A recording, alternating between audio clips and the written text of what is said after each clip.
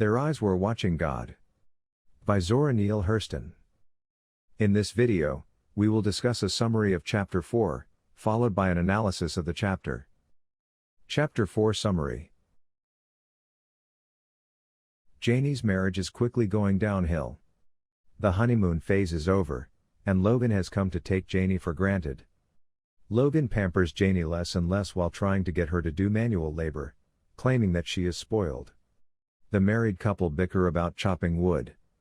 Logan thinks Janie should be able to haul wood, and maybe even chop it, too. After all, his first wife chopped wood. One day, Logan asks Janie to help him prepare potatoes for planting while he goes off to purchase a second mule. When Janie questions what the need for 2 mules is, he says he's looking for a big harvest and this other mule has been all gentled up so even a woman can handle him. Logan thinks that Janie should be plowing the fields and planting potatoes along with keeping the house and making meals. While Logan is getting the mule, Janie spies a good-looking, sharply dressed stranger ambling down the road.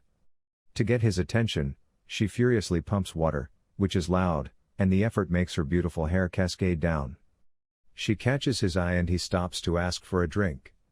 She flirts for a while with him. His name is Joe Starks, a smooth-tongued, stylish man with grand ambitions. He tells her that he is from Georgia, that he has saved up a lot of money, and that he has come down to Florida to move to a new town that is being built and run by black people. He means to find the town, go in early, invest, and get rich. They flirt, and it's obvious that Joe wants to see Janie made a proper lady, not laboring behind a plow. Joe decides to stay in the area for a week or 2 of rest. He and Janie find lots of time to talk. It's clear that Joe is interested in Janie. He spends his time talking about what a great future he has ahead of him. Though Janie is obviously unhappy with Logan, she has a few reasons keeping her from just ditching him for Joe. For one, Nanny wanted her to marry Logan.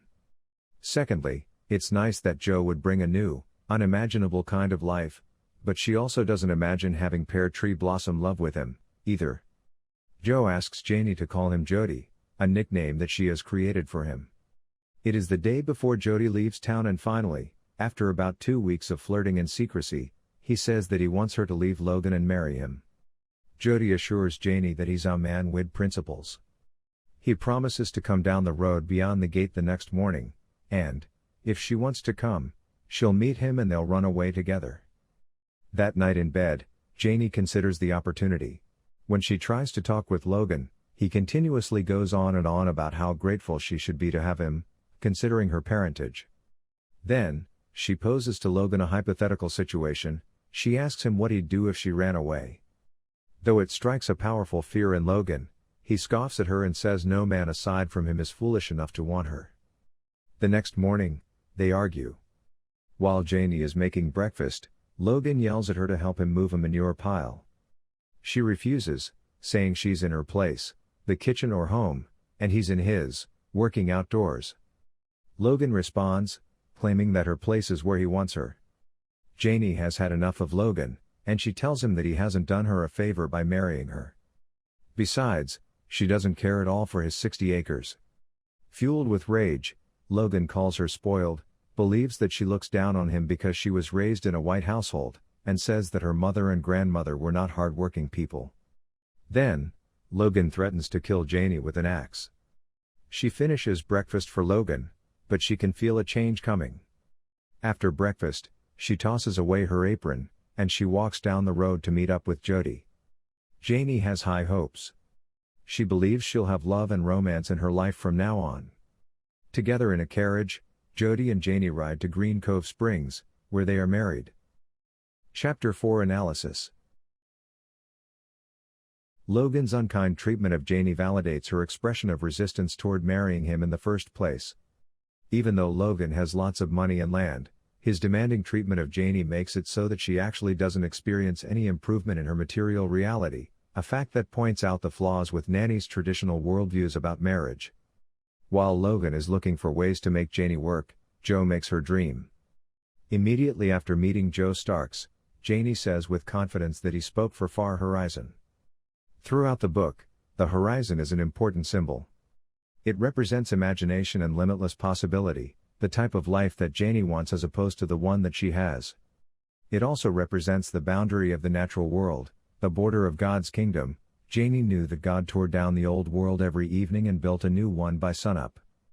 It was wonderful to see it take form with the sun and emerge from the gray dust of its making. What lies beyond the horizon remains unclear. Janie doesn't know what to expect of Jody and the new life that he offers her. In fact, she is only certain of what he doesn't offer. He did not represent sunup and pollen and blooming trees. These are the figures of Janie's youthful romantic desires. She is willing to abandon or compromise these desires in exchange for the possibility of change. It is significant that Janie makes this assessment of Jody before actually knowing him. This indicates the impetuous nature of desire, her desires in particular, and her tendency to map ideas about desire onto what it means to love and be loved. While Jody's criticism of Logan and how he treats Janie is apt, that he treats her like a dehumanized animal, the alternative situation of married life that Jody presents to Janie foreshadows the problems of Janie and Jody's marriage.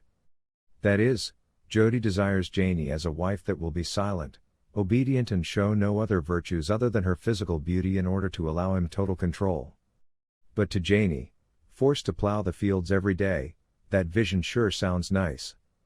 Janie's fights with Logan indicate that within her first marriage, she is slowly but surely gaining a voice and ability to express herself, though perhaps not in a way that will actually get her needs fulfilled. At this stage in their new relationship, Jody offers Janie a sense of the horizon, of possibility and hope that was unbeknownst to her in her marriage with Logan. Whether or not Jody is the perfect match for Janie remains unclear, but it is clear that each step Janie makes is bringing her closer to a fuller and deeper sense of herself. Jody exudes possibility and freedom because he, unlike Logan, who is solid and dependable but dull and mule-like, bursts with ambition and power.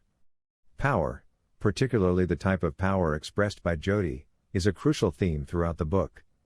He talks about the future, travel, and conquest. To Janie, these ideas seem like ways to reach the far horizon. For the remainder of his time in the book, Jody Stark stands as a symbol of masculine aggression and power. He attempts to purchase, control, and dominate the world around him. As we later see, Jody's manner of interacting with the world fails to translate into secure happiness and fulfillment for Janie. At this point, though, she is dazzled by the power Jody offers and believes that it can grant her a better life. If this video helped you, be sure to give it a like, comment, and subscribe for more helpful content.